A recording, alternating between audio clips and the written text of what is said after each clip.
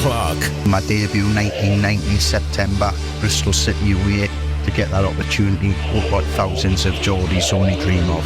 Lee Clark 1-0. Williams.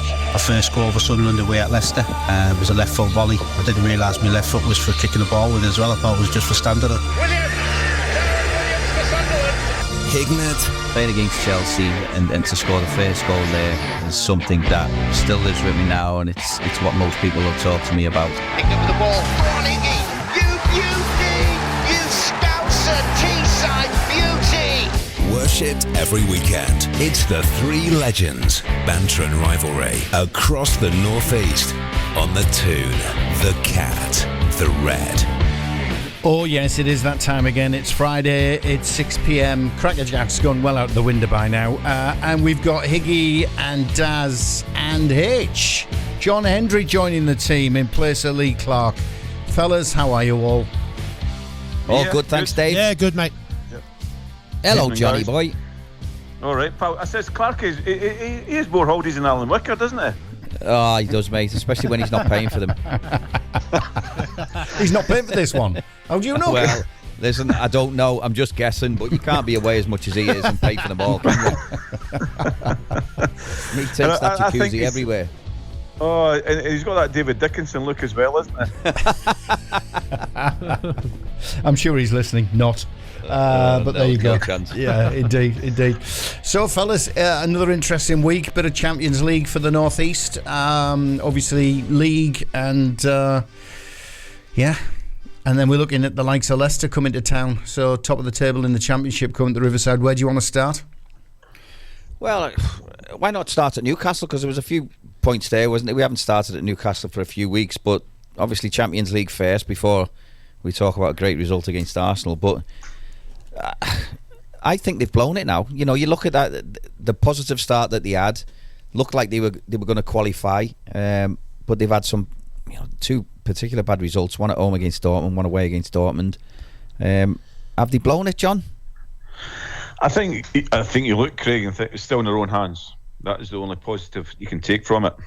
If they go to PSG, if they win there, then you think, okay, it's all down to one game against AC Milan at home. And I know it's the old cliche, one at a time, but I think if they win at PSG, then they're in with a great chance. That's the way I would look at it. But it's still a tall order. You just look at the circumstances with the injuries and suspensions and what have you. It's just unfortunate circumstances. Do you think it's caught up with him, the squad depth? Do you think the lack of squad depth has been an issue for Eddie? But I mean, you say that, but they had a great result against Arsenal in the league. Is the Champions League a step too far at this moment in time for them? Well, I think they put a lot into that game, though, didn't they? I think they put a lot into the Arsenal game, John, to be fair. Mm-hmm. Yeah, do you know what I mean? I think that's probably taken it out of him, in all honesty, and he's had to have a bit of a reshuffle as well, hasn't he? So. Mm-hmm. Does that point to squad depth again, though, Daz? I think it could do, mate. Yeah, I think it could do. I mean, don't get me wrong, they've got a cracking squad, mate. But I think we touched on it at the start of the season. It takes its toll, doesn't it? When you're in the Champions League as well as obviously the Premier League, and you've got these midweek games. You're flying all over Europe, etc. It does take its toll on the squad. Plus, I have to say, it is. Yeah, exactly. It is an incredibly tight group, isn't it? I mean, 7-6-5, 4 points. Newcastle have gone from top to bottom of that group, but it is still incredibly tight. Yeah. My only issue is, I thought they'd get a result against Dortmund at home. I still think they can get a result against Milan at home. Don't get me wrong, but I think going away to PSG is going to be incredibly difficult for them. Mm-hmm. Well, for me, it hinges on the PSG one, because if you go there and win, then that gives everyone a big plus. So positive, and then you come back and think, okay, we're one game away from it here. But you come back to the squad situation there. I don't think it is unfortunate with the injuries and suspensions that he's got. It's just like that is a situation. I mean, you've got so many. No matter what team you are, if you're Man City, not Man City, if you're Liverpool or Arsenal, they've been in the same predicament as such. If you've got 10 players out. So for me, the success is came round so quick. Now, if you're a Man City, the likes of that, okay, your seasoned pros, who have got a taste of success and so many games, you can rest them. But Newcastle, because the success has all happened so quick, they may have just sort of left themselves short of one or two bodies. And given a choice now, I'm sure he would have rather had a few more bodies in the camp in the summer. John, do you think, knowing the resources that Newcastle have got, and to be fair, as of yet, we're yet to see them sign anyone massive, aren't we? You know, that's, you know, with all due respect to the lads they've signed, who are really good players, by the way, and we all know who they are. Is this the weakest Newcastle are going to be? Probably so. Probably so at this moment in time. I mean, if you read the press situation when you've been linked with the likes of Mbappe, who's in his final year, everyone thought when the new owners took over, they thought they'd be getting all these sort of signature signings as such. Those ones haven't happened. They brought Tonali in the summer. They brought Anthony Gordon in and what have you. Obviously, the Tonali situation's not ideal. That's backfired through no fault of their own. But you look at it and say, yeah, it probably is the weakest, because you just imagine them. I read the quotes, was it today, when Eddie Howard said, he says, I've not really got any targets in January. And I thought, wow, well, I'm sure that all the other managers in the league have got targets in the January up to now. So that surprised me a wee bit. Is that a bit of gameplay, though? Because, like you say, the financial clout that Newcastle have got, every single person in the world knows about it now. All the clubs will know about it. They'll be inflating prices, and Newcastle are going to have to negotiate really cleverly to not pay out through the nose for players, aren't they? Because as soon as Newcastle come knocking on your door, surely you're going to add another 5 or 10 million quid on a player that they want. But they're going to have to pay it, aren't they, if they want these marquee signings, like we think they're going to go for? Or are they still going to build like we've seen them build, with sensible, good players signing? Well, I think, up to now, Eddie Howe, the way that what he's done up to now is sensible, not mad signature signings. Because let's face it, Craig, every signing is a gamble. If you go back to Keegan's days when he brought Asprilla in, they just brought him in to add numbers, but it all went pear-shaped after that. So there might be a wee bit of fear factor through that respect. Yeah, I mean, it's a little bit like when you signed me, wasn't it? They could go pear-shaped, couldn't it?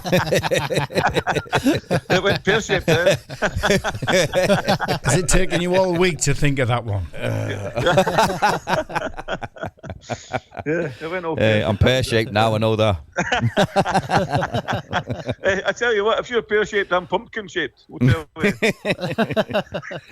But listen, we can't not talk about the game against Arsenal. For a lot of reasons, really, isn't it? Because Newcastle played really well. It was a really good game, two good sides. Should the goal have stood?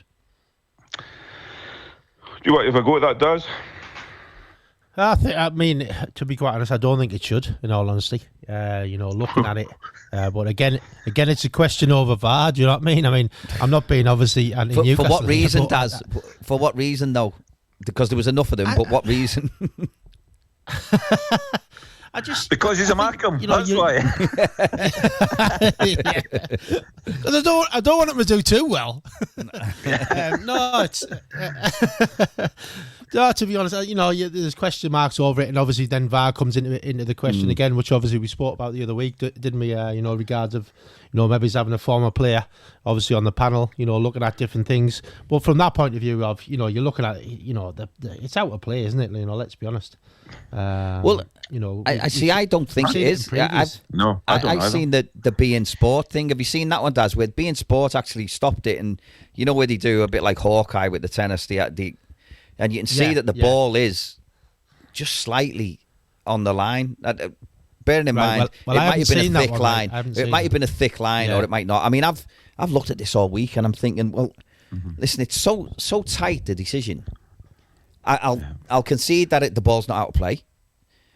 I think I concede that it's not offside. The only thing I'm and ahhing about is, was it a foul? I don't even know if it was a foul, or was it? It was. Yeah. Well, he's definitely made contact with him. Was the lad gonna clear the ball, or was he not? And did he stop him from getting a proper jump? I mean, I didn't see the beIN Sport one, mate. Like you said, I didn't see that one. So I'll just go off what I've seen. Obviously, I initially thought it was out. Well, it does from the angle that everyone's seen. It looks a mile out, but angles are deceptive, aren't they? I just 100%. I just. But VAR does ruin it. Listen, VAR taking that long to try and decide, and it's not just that game; it's every other game. I mean, did you see the Liverpool one last night? The handball was 15 seconds and 29 different touches before the balls ended up in the net. So how far do you then pull games back if there has been a mistake? Yeah, exactly. It's dangerous. Well, for me, it's ruining the game because we should be talking about fantastic matches, entertainment. We should be talking about great players. What a great goal, what great ability, what great skill, managers' decision making and what have you. But every week we're just talking about VAR, and even the referees they can't. The referees can't referee now. And for me, VAR initially was brought in just for a year over the goal line. The ridiculous goal England scored years ago wasn't allowed, and when Hawkeye came in, it should have been that and that only. For me, it's just gone from one extreme to the other, and it's spoiling the game in my opinion. Because you don't need VAR for that now, John, do you? Because they've got the watches now, so they know whether a ball's over the line or not. Listen, I was all for VAR for clear and obvious stuff like offsides. I thought it was going to be quick, concise. Everything was there in black and white. But the margins that you go into VAR for now, it's absolutely killed the game. And I've gone the other way where I'd quite happily see VAR chucked away and we crack on with it. And if there's a mistake, then there's a mistake. But I agree with you, John, where we're not talking about brilliant games anymore. Yeah, exactly. And let's be honest, we've got VAR, mate, and they're still making mistakes. So I don't understand what. Exactly. There's been no improvement. Do you know what I mean? There's been no improvement whatsoever. Yeah, and I think it was refreshing to hear and see Postecoglou the other night after Spurs and just saying, "Well, we brought this on ourselves as managers. We were the ones that moan about it. Just let's get back to the olden days." What do you make of Arteta's rant? Do you want to hear it? Yeah, go on. Put it on, Dave. Please. Here's Mikel Arteta. Well, praising my players for the performance and the way we played, and we didn't deserve to lose the match playing in the ground, and then we didn't lose the match because of the clear and obvious decisions. It's embarrassing. It's a disgrace. That's what it is, a disgrace. Will you be taking this up with PGMOL? Yeah, we've been taking it for many months. There's so much at stake. We put so many hours. I'm here to represent the football club and to get my team to compete at the highest level. The margins are so small. It's a disgrace. It's embarrassing. That's how I feel. And that's how everybody feels in that room. You cannot imagine the amount of messages that we got to say this cannot continue. It's embarrassing. I'm sorry. Embarrassing. I defend my players when I have to put there. I defend my job when I have to be there. It's not good enough. It's not good enough. But I have to be here to say it now. It's not acceptable. It's too much at stake. I don't think he's happy, fellas. No, I think he thinks it's embarrassing. It's a disgrace. He didn't say that when Liverpool's goal was cancelled at Tottenham, did he? Exactly. What he said was, well, listen, sometimes you get them, sometimes you don't. We've just got to accept them. That doesn't sound like a man who's accepting what's gone on there. I've got to give Liverpool fans the credit, because within seconds of him doing that interview live, they'd already pulled that out and made the memes and done the social media posts to say what a difference in a matter of a couple of weeks. It just one of those things. It feels they're learning. It they're always trying. feels different, doesn't it? It feels different when it's your team, doesn't it? When it's against you. You feel hurt and you feel angry and you want to get it off your chest straight away. And like John says, we shouldn't be talking about VAR. We should be talking about what a great game it was. Controversial goal, yes, but it was a great goal. I don't think it was as clear cut as he makes it out to be. Where I don't think it was a massively clear and obvious one. Yes, it might have been a foul by Joe Linton for me, but that's the only one of the three things that the goal could have been disallowed for. So I don't think it was a massive, clear and obvious error. Not as big as the Liverpool one anyway, but it was... I don't think it deserved that reaction. And the big thing though was the club came out and supported Arteta's view. Now that is new. That is the first time something like that's happened. That's dangerous as well. For me, it's opinions. For me, I mean, if I watch it, but I'm still adamant it was a goal. It was a goal. And if you're on the pitch And forget your VAR and everything else, and if that decision's made, you say, accept it and get on with it. What else is taking away is the enthusiasm. See if you're a young supporter, your team scored a goal, and it's like and you're hugging your parents and what have you. Then the VAR comes on, and it just kills. Oops. Well, I've seen it in games, John, where people are scared to jump up for a goal. They're scared to celebrate a goal because in the fear that VAR's going to take it away from them and they're going to look stupid. And I'll tell you what else it does. It makes referees worse because referees now don't make decisions. So they're not looking for decisions because they know if it's clear and obvious, they're going to go to VAR and VAR's going to spot it for them. Yeah. Yeah. I think the thing you're on about with a foul, though, Higgy, like some referees would probably call it a foul and some wouldn't.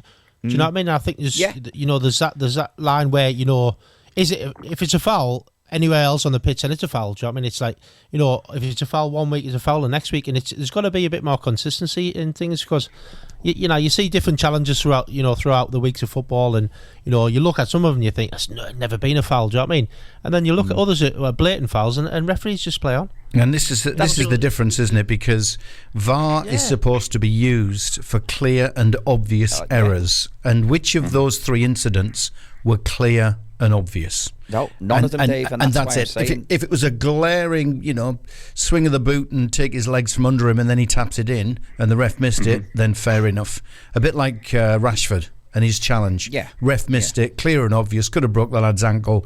That's why it came into play. But for the Newcastle goal against Arsenal, where was it clear and obvious that the error was there? Well, I don't think it was.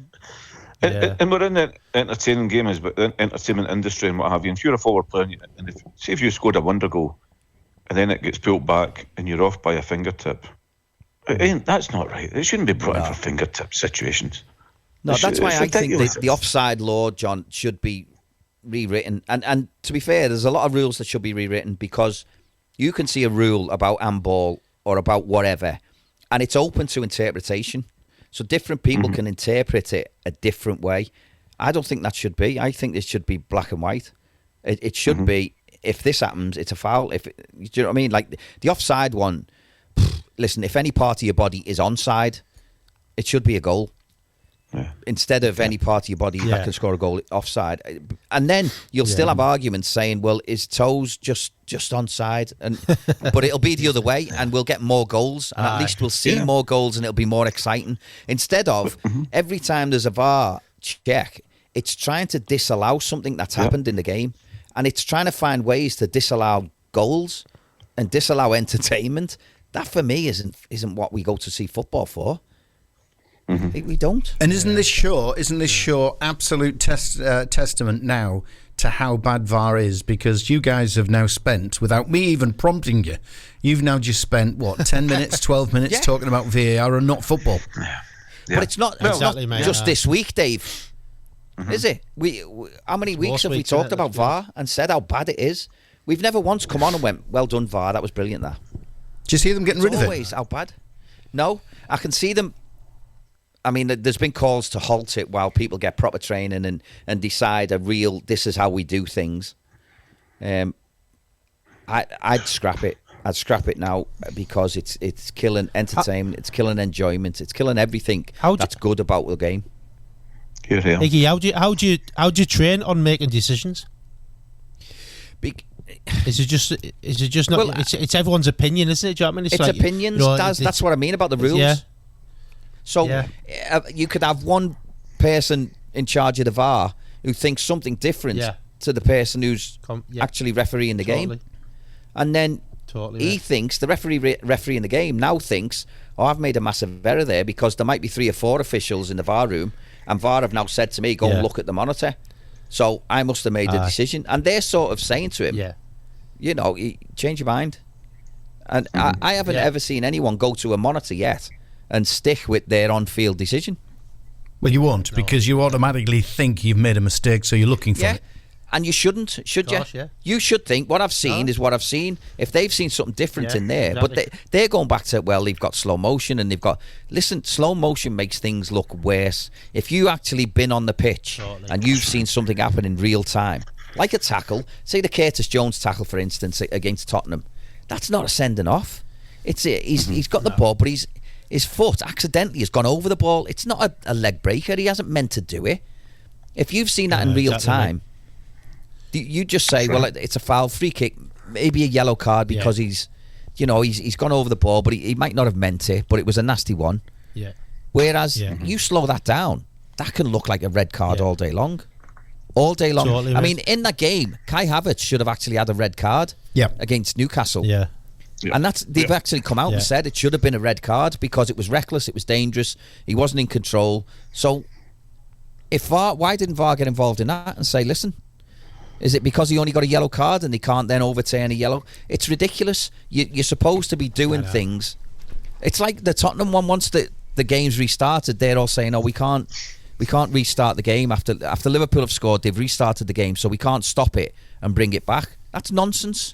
Yeah. Just like it's nonsense if a referee gives a yellow card for a tackle and it should have been a red. Why can't you change your mind and say, actually, VAR have got involved and there you go, there's a red? So no, they can. They can, as long as you haven't restarted the game. So why didn't he? And this is your problem. You've got the subjective decision of a referee. This was pre-VAR. He'd look at it. He's done all his training. He's top end of all refereeing in the country. He sees an incident. He gives a decision. All right, it could be subjective. He thinks that's happened. Therefore, that's his decision. And we were at 96% accuracy before VAR came in from decisions. So they've tried to take that away, but you've now got a group of guys sitting in a room looking at replays, stills, or different camera angles, and yet they're all making subjective decisions on what they're trying to see. Yeah. That's coming from TV cameras. Do you know what the improvement's been? Not even 2%. Not even 2% has been the improvement. Exactly. So we're killing the game.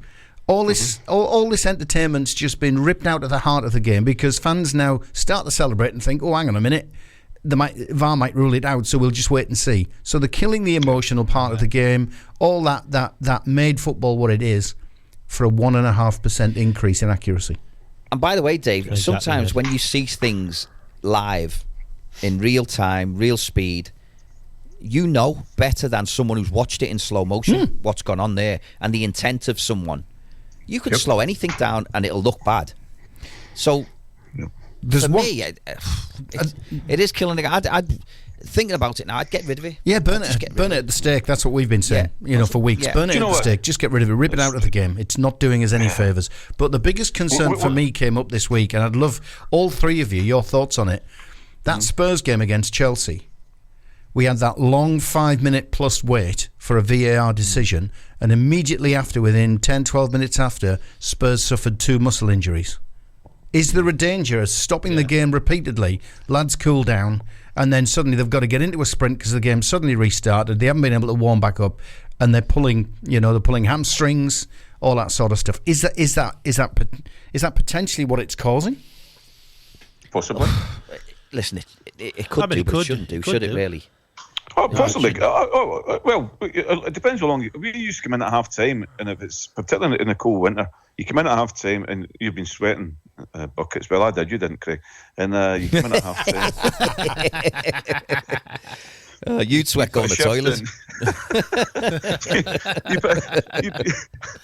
You put a shift in, and obviously, and when you go back out there in the second half to the cold, after being sitting for 10-15 minutes, I swear to God, later on in my career, at half time, I always had to put a t-shirt on because I'd go back out there. So I put a t-shirt on underneath my shirt because go back out there after a 10-15 minute break, I was freezing.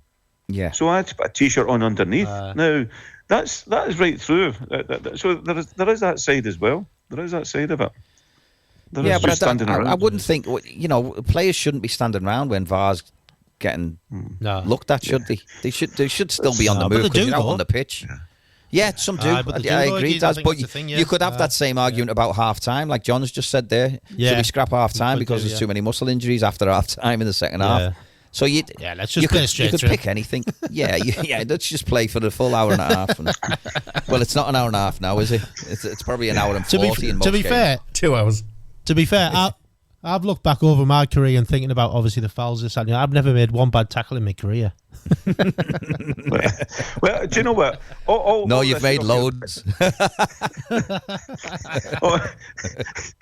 Oh, this. I mean, if you take things back in VAR, if you saw Higgy make a tackle, right, and it goes back in slow motion, Higgy, he couldn't tackle a fish supper, right? He couldn't tackle fish and chips.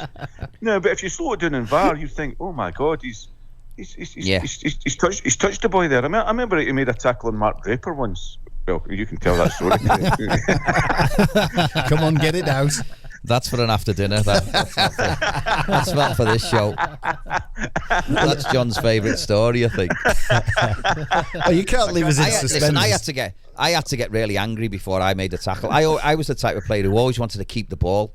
So to 50-50, I'd try and nick it away and try and keep it. I would never, unless someone had kicked me, I would never go and fly into someone unless I was really angry, which, John always made me angry. But that story's not getting told on here, so okay, fair enough. Will we lose our broadcasting license if you tell it? Every chance. All right, okay, yeah, we'll keep it to yourself. We'll advertise when you're next performing in the region, mate, and people can come and see you. Good ticket sales boost. It is the three legends: John Hendrie in for Lee Clark, Darren Williams, Craig Hignett, right across the northeast on the Cat, the Red, and the Toon. We promise we will talk football, and we'll get off the subject of VAR. That's going to come next. Legends return. Hignett, Clark and Williams.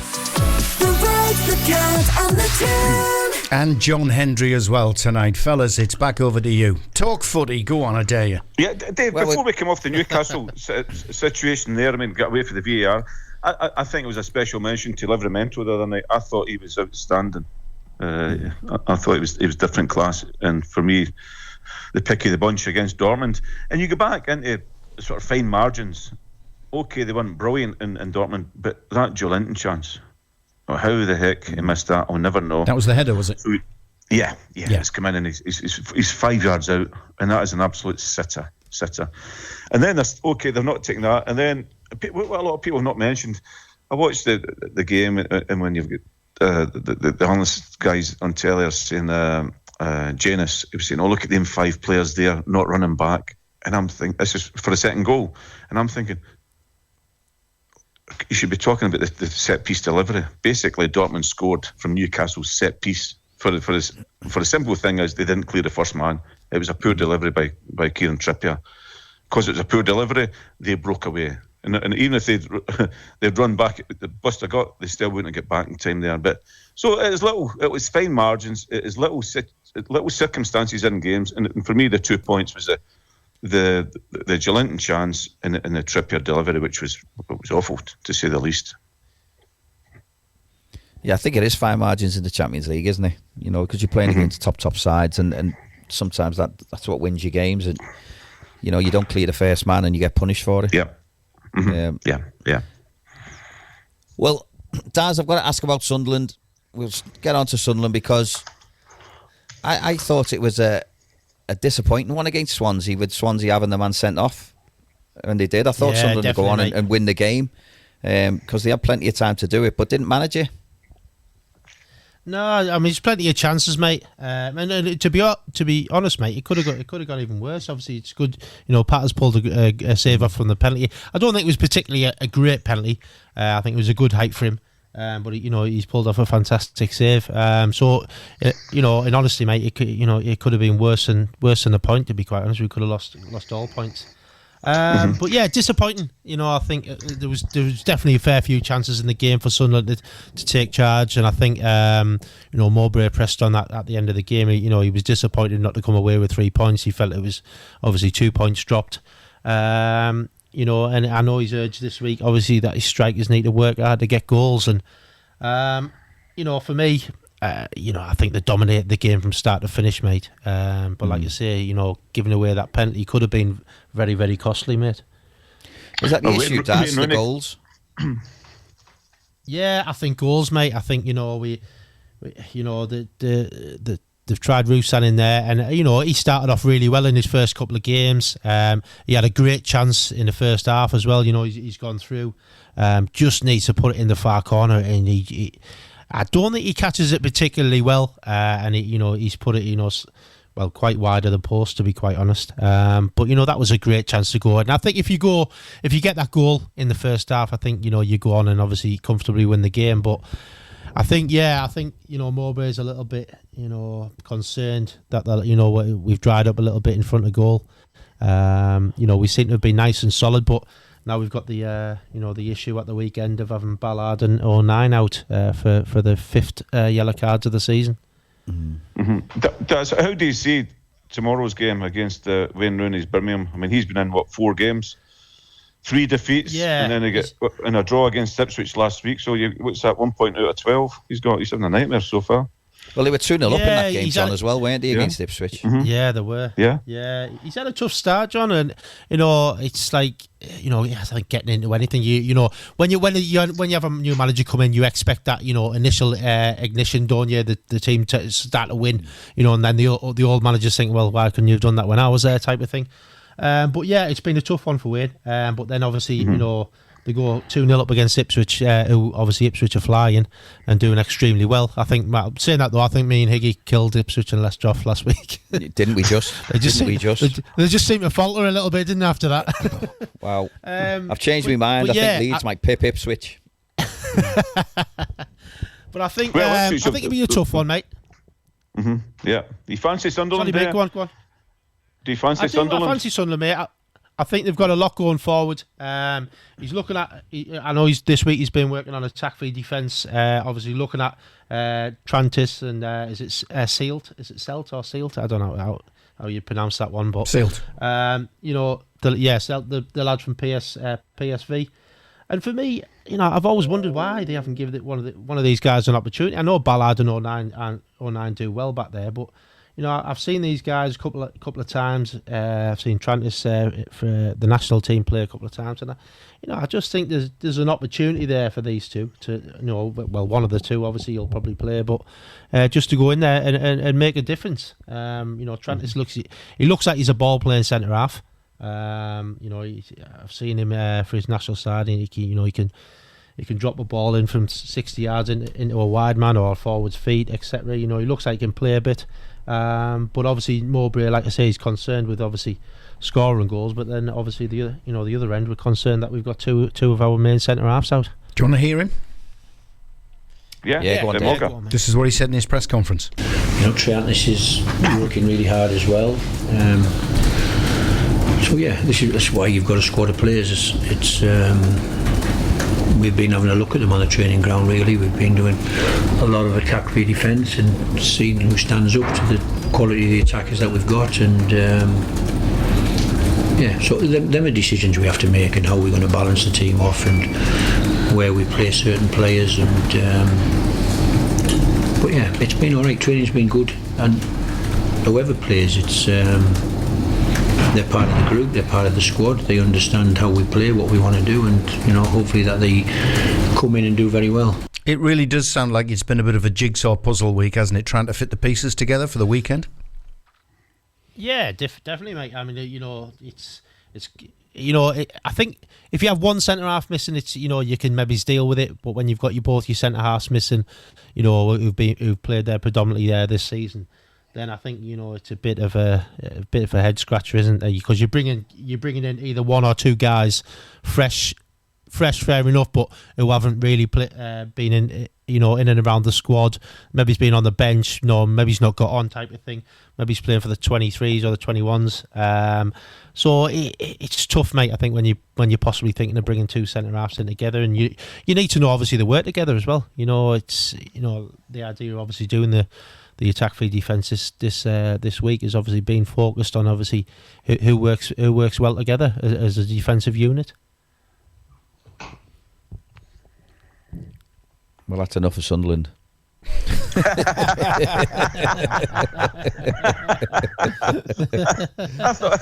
thought we get cut off there. Yeah, well, we did. I was just waiting for some words of wisdom, and then they came. It was like that 0-0. It was like a 0-0 in 80 minutes last week, wasn't it? It was, yeah. Boring. Yeah, it was, mate. Yeah. I've got to talk about Boro, because we can talk about boring 0-0s, but a 3-3 draw away at Plymouth. It was an exciting game. It was really full of attacking stuff, good stuff, but really should have won the game. And I think Michael Carrick will look at the Boro game down at Plymouth as 2 points lost. You know, it was a tale of a missed penalty again, Daz. You know, a bit like you saved it with a penalty. We messed it up with a missed penalty. Josh Coburn could have had a hat-trick. Unfortunately didn't, and ended up drawing the game 3-3.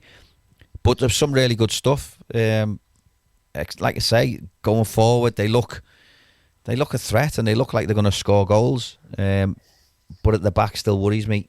You know, they have games every now and again. They've been better recently, that's for sure. But I mean, some of the goals that they let in, you know, it is poor. It is poor. It's just it's almost like they just switch off, a lack of concentration, and letting daft goals in, and it'll cost you in this league. You know, letting daft goals in will cost you, because it's such a tight league that they all count, and they all count. So, and they've got a really tough one coming up again tomorrow as well against Leicester. And I think I said last week, you know, they have to beat Plymouth really. You know, I'd take 3 points out of the next 2 games, but they have to get something. I think they have to get something at home at Leicester. It's not beyond them, but I just think it's a tough task. You know, hopefully I'll put the mockers on Leicester again, like we did last week against Leeds. But listen, I can't see Leicester not scoring tomorrow at the Riverside. Yeah, I thought Leicester were poor last week. Yeah, I thought they were poor. I watched that game and Leeds dominated. Yeah, we look at strength and depth for the teams, and Leicester have got strength and depth. You know, you look at, you know, the guys that bring off the bench, and you know their squad is really strong.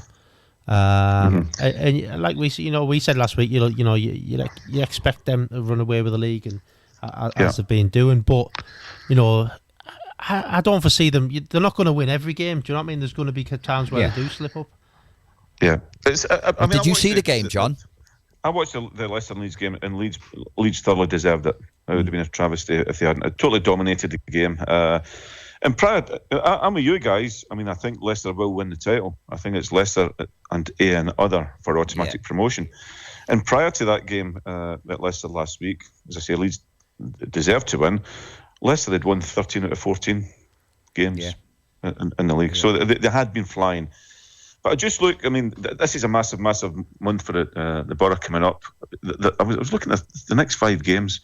So they've got to play first, second and third in those games. So they've got Leicester, Leeds away, Ipswich at home, and then they've got Preston, who are in the top 6 as well. So there's 4 out of the top 6 they've got to play out the next 5 games. The other one's Bristol City. So this little clutch of games, they'll have a better idea where they're going to be, I think. These are they could do with some more bodies back as well, because you know they have got a few injuries, haven't they? You know, likes of Riley McGreevis and Lenihan's been out for a while now. They could do with some bodies back. A positive for me has been Sam Greenwood. You know, since his goal at Sunderland, he's gone on a bit of a spree and scored a goal at Norwich, then got another one again down at Plymouth.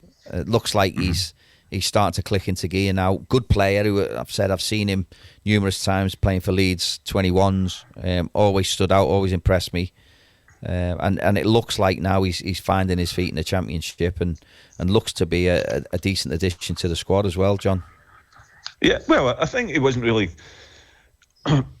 given the opportunity at Leeds. I think he's more a bit part player, maybe chucked on the last 5-10 minutes, getting the odd game here. This is probably the first time where he's in the Championship where he's getting in there and say, right, okay, you're getting a run in the team. Shows what you're made of. And it's that old saying, if you feel wanted and you're getting game time, then there'll be an extra 10% to your game. And I think that's the difference between the Riverside and Ellen Road. He's getting more opportunity. And because it's one of them. If you're playing fewer games and you think, even if you start a game, you think you're just waiting for the hook to come off because you think you're only being given a chance just for this particular game. Whereas I think Michael Carrick would say to him, right, if you do well, you're keeping the shirts on. I mean, that's the way I look at it. Yeah, and he started life off really well. It took a little bit of time to settle, but not that long, you know. And then the goals are flowing now for him, and he looks like he's enjoying it, which is the main thing. You know, it's like when you go to a club, the first thing you want to do is enjoy what you're doing and enjoy who you're working for, and it certainly looks like he's enjoying it at Boro at the minute, which is good. How do you see the game going, John? The Leicester game. Well, I don't think a point. Are you would like be me? Do disastrous. you think I can't see Boro keeping a clean sheet against Leicester? Yeah, I agree with you.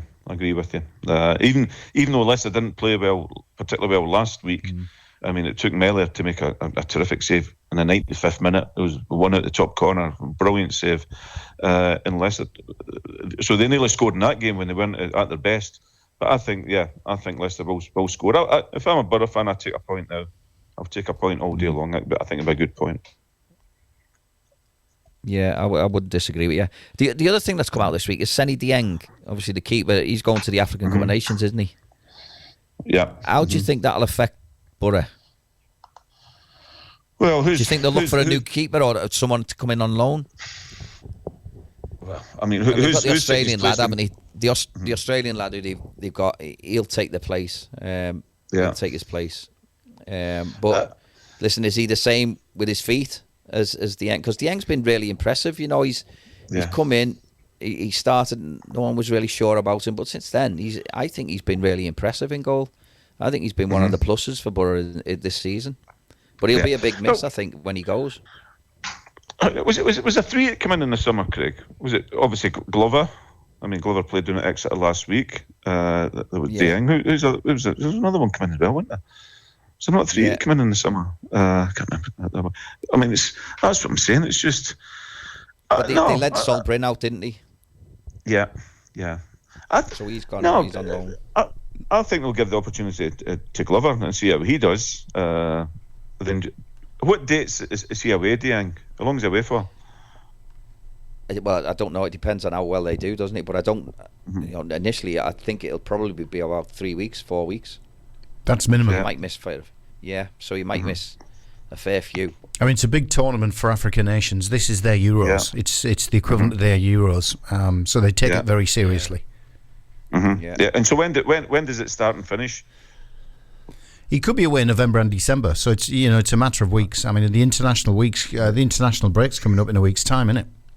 Yeah. Well, well, I think that answers your question. Then it's if he's away for in that time, and Glover played last week down at Exeter. If you chuck him in, he does well. Then they say, okay, hey, we weren't happy enough here. If he doesn't, then they maybe look to bring someone else in January. The only other lad they've got is Jamie Jones, who was the keeper that came in. He had time at Orient, came through Everton. That's what they've got. So you're absolutely right. It will be Glover that gets the chance, unless they bring another keeper in. Yeah, well, he's been the one who's been playing, hasn't he, in the cup games when Dieng hasn't been playing. It has been Glover. So listen, it's such a big part of the way that Middlesbrough play, with the keeper being comfortable on the ball and being able to distribute it, isn't he? I don't know. I haven't seen enough of Glover, if I'm honest. But the bits I have seen, he doesn't look as composed as Dieng on the ball to me.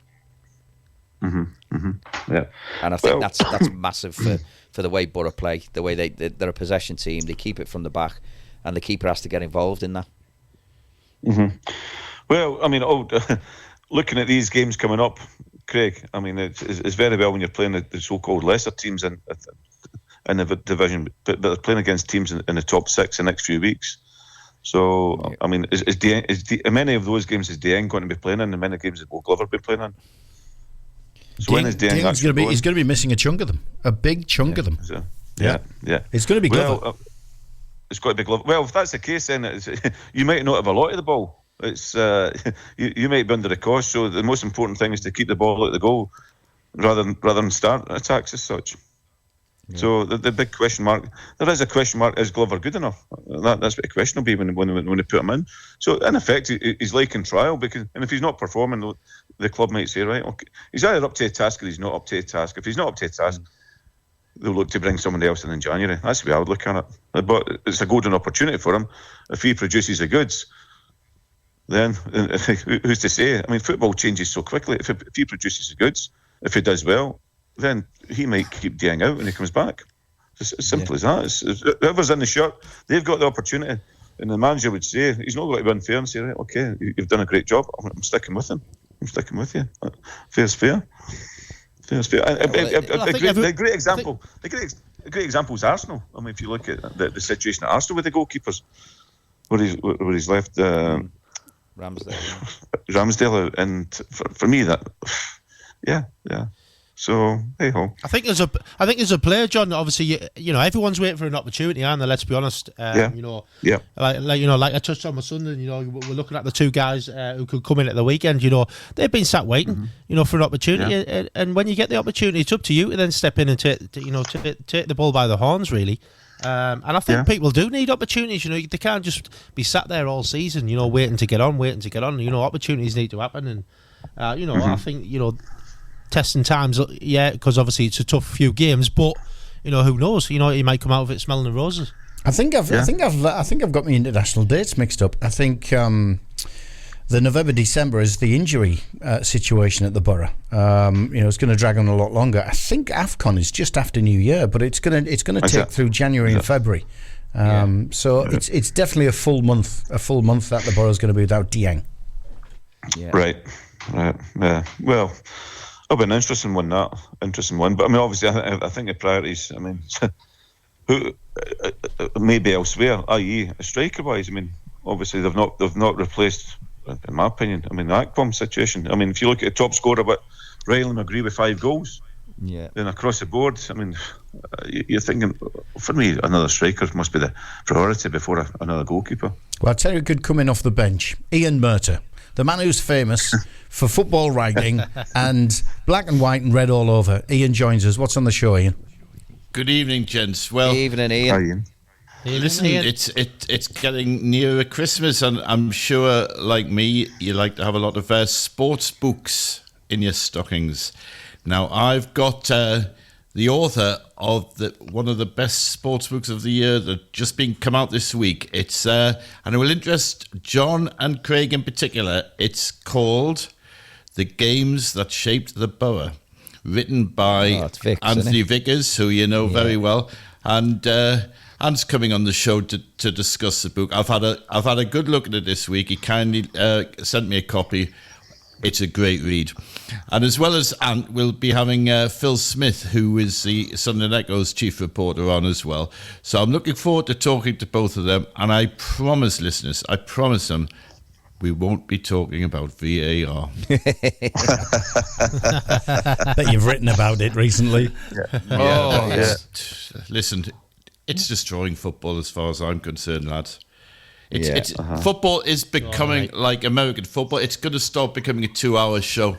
You know, I think the Man United game finished 10:15 the other day. The Tottenham-Chelsea game was about the same. I thought Gareth Southgate hit the nail on the head during his press conference yesterday when he was asked about the Tottenham-Chelsea game. Yes, it was compelling, but he said, it bored me. There was just so many stoppages. It's becoming like rugby league, you know? Yeah. It is. Yeah. Just come back to there. You said it's a tremendous book. I was speaking to Benny Slavin the other week there. He's brought another book out. Has he? It's called How to Stay Onside. Someone must have written that for him, John. No, it's a pamphlet. I take it it's only one chapter. Brilliant stuff. Great stuff. Ian, so what? Yeah, go on. What was the book? What was, just give us a little insight before he comes on. What was your favourite article in that Anthony Vickers book, Ian? I'll tell you what. My favourite chapter, and it's actually from when I was much younger, and it's the one. He's talking about the FA Cup 6th round defeat at Wolves. You're talking 40 years ago now. I was just John will have played in that one, Ian. Just before John's time, even. But and he's saying it was a replay at Molyneux. They lost it, and that was the breakup of the team. And he said 10,000 fans went there, and when they lost that game, they knew Boro were heading for trouble. And it's not the happiest chapter, but it's the lead up. It was the game that sort of began that long slide to administration, almost extinction, you know. So I just you know, it's an unusual one because it would never be one of the greatest games or the greatest moments, but it was such a key moment in the history of Middlesbrough. Can I just thank you all for making me feel really old, because I was at that game. I was a first-year apprentice electrician at ICI on Teesside, and I nicked off because a load of lads got told they couldn't go to the game. So I nicked off, faked illness, and then my ugly mug was caught by the cameras, the TV cameras. Was I in trouble the next day? Thanks, Ian. Well, listen, if it's any consolation to Dave, I think that was the year Newcastle lost a fifth round replay 4-0 at Exeter. That doesn't make me feel any younger. Ian Murder up with black and white and red all over after 7 o'clock. Look forward to that one, Ian. Fellas, you've got about 8 minutes to finish it all off. Have you chewed the cud over Newcastle yet? Yeah, we have. Yeah, we spoke about Newcastle too much, to be honest. well, it wasn't Newcastle. It was VAR, wasn't it? I mean, basically, we just touched on VAR and VAR. No, they've to be honest. Well, they've got Bournemouth, haven't they, Newcastle? They've got Bournemouth this weekend. I know it's away from home, but you'd expect them to win, John. Well, if you, like I said on it, 10 players out through injury suspension. For me, it could be a hell of a lot worse than Bournemouth. And this international break's coming at the right time for them as well, because it's given them a wee bit of a breather out of it. Bournemouth, I think they've only won one game in 15. And they're back of a hiding 6-1 at Man City last week.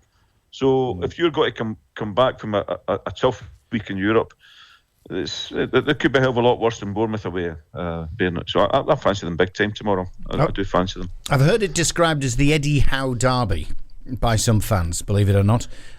Is it the fact that Howe's going back there? They put them on the map, got them into the Premier League, and that's what set him up on the managerial trail. He done a terrific job, he did. Would it have any impact on what's going to happen at the weekend, the fact he's going back? No whatsoever. No, I just think, listen, John's right. He done a brilliant job there. He put him on the map, put Bournemouth on the map. He's gone on to Newcastle now. He's doing a great job at Newcastle. He'll want to go back there and make sure his Newcastle side wins. And for everyone else to see, Eddie was great with us, and now he's great with Newcastle. And listen, I think Newcastle will go there and win quite comfortably. Yeah, and with the break, I think the break coming up. Sorry, Daz, with the break coming up as well. I mean, for me, it's coming at the right time for them. I mean, when they come back for that, hopefully they'll ease that back. I mean, they might have Botman back as well. So it'll be one of them. Just go down there, hopefully get the 3 points, then just say, right, come on, just rub these up in cotton wool, boys, for the next few weeks. I was just going to say, I think he'll be emphasising on obviously making sure it's a good result. They get a good result. Obviously, he'll be respectful to Bournemouth. Obviously, with his how he celebrates. I mean, I don't really see him gets overexcited when he celebrates anyway, to be quite honest. But he's respectful of the club. He'll go down there and obviously want to win the game. And like you say, it's probably good timing, John, for them, to be quite honest. Mm-hmm. With everything they've got going on, and like you say, it's a nice time to have away from the Champions League as well. Mm-hmm. Yeah, definitely so.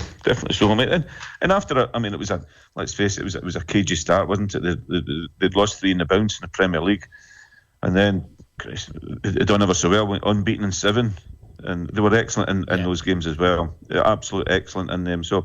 If I just look at it and you just say you just take them to Dortmund games out of the equation, they've been excellent otherwise. Just those 2 games, they've been excellent, particularly in the league. So, and of course, and they're still going in the Carabao Cup as well. And if you look at, they beat both Manchester teams there. So it's well, they've got how many tough draws did they get? You know what I mean? They've got Chelsea away in the next one. It's Chelsea away. Man City at home. I think Clarkey said it last week. Actually, if they get through to the final, it'll be like the toughest route anyone's ever taken to the final of a trophy. Totally, mate. Yeah. But they've got the quality to do it, haven't they? Yeah, they have. Oh, yeah, definitely. So, as long as they can clear up the injuries. Yeah. That is a big concern. I mean, and they're quite. There's 1 or 2 fairly long-term ones as well, isn't it? How long is Dan Burn out for? Because he will be missed, both in defence and at set pieces, attacking wise as well. How long is he out for? Come on, Dave, you should know. Not sure. Hey, look, don't point your finger at me even on Borough questions, but no, I'm not sure, John. Because he was missed the other night. and obviously they come off against Arsenal. You could see the disappointment in his face at half time when he came off, but he was certainly missed the other night. And I know young Hall come in and done a great job at Man United in the midweek game, but obviously it was just one game too much, and they were getting a lot of joy down that left hand side. Borussia Dortmund, and I think they're playing on him, to be honest with you. Hence, that's why the change was made at half time. And some people questioned it and said, well, why didn't he start with Almiron? Why didn't he start with Gordon? And I think he went there with game understanding of, right, okay, we'll keep it tight here for 60, 70 minutes, and then we'll chuck those two players on as such. But because the lads hadn't been performing, that he chucked both of them on at half time, which wasn't ideal plan. One of them forced because of Callum Wilson's hamstring problem. But no, it's just you go down to Bournemouth tomorrow and you think, come on, just get through this game, no more injuries, and get 3 points, and then we've got a couple of weeks to rest up. Yeah, they haven't put a time scale on it, John. It just says a long-term injury, so he's obviously something to do with the base of his spine or something. I think it's very similar to Riley McGree at Boro. They can't put a time scale on it. Yeah. But no, there's always a positives. There's so many positives at Newcastle. It's just like the damage has been done against Dortmund. But if you look at all the other games, I mean, I've got it in front of me here. It's like, so the two Dortmund games, take them out of the equation. Won at Arsenal, beat Man United, drew with Wolves, beat Palace, drew with West Ham, beat PSG. So in those many, 3, 4, 5, 6, 8 games, 2 losses against all those big teams as well. There's a lot of good things going on at the moment. A lot of good things. It's positive. So I'm always one of them. I'd rather be half full than half empty. Yeah, exactly, mate. Well, it's time for those predictions, fellas. We've got to start looking with the crystal ball in mind. Where are we going to start, Higgy? We've just talked Newcastle. Newcastle. Yeah, listen. I think Newcastle have too much. I think they'll beat Bournemouth 3-0. Cool. Oh, Iggy, I've just written 3-0 down. Well, I was thinking of you, Daz, when I said 3, because you say 3 every week at some point. It's got to happen one week, though, hasn't it? It's got to happen one week. It has happened, though, hasn't it? It happened the first 2 weeks. You were right. Yeah, it did. I think Newcastle have 2. I think 3-0 for them. I think Boro, like John says, I'd take a draw if I was Boro. I think it'll be a difficult game. If they can win that game, it'll be unbelievable. I'd take a draw. And Sunderland, I think Sunderland will beat Birmingham. I think they'll beat them 2-0. Daz? No, I'm going to go 2-1. Okay. Yeah, okay. I'm going to go 3-0 Newcastle, again with Iggy. I think they're too strong. Sunderland, I'm going to go 2-1 win at home. Middlesbrough, I'm going to go 1-1 draw. And John? Yeah, I saw Birmingham the other week at the Boro. I'm going 2-0 wins for both Newcastle and Sunderland and a 1-0 draw for the Boro. Brilliant. You've done it again, fellas, for another week. Have a great weekend. We'll catch you next week on the Three Legends. And John, thanks for jumping off the bench. Cheers, mate. And you, John. Great to speak to you. Cheers, guys. Take care. John. Have a good weekend. See you, Daz. All the best, lads.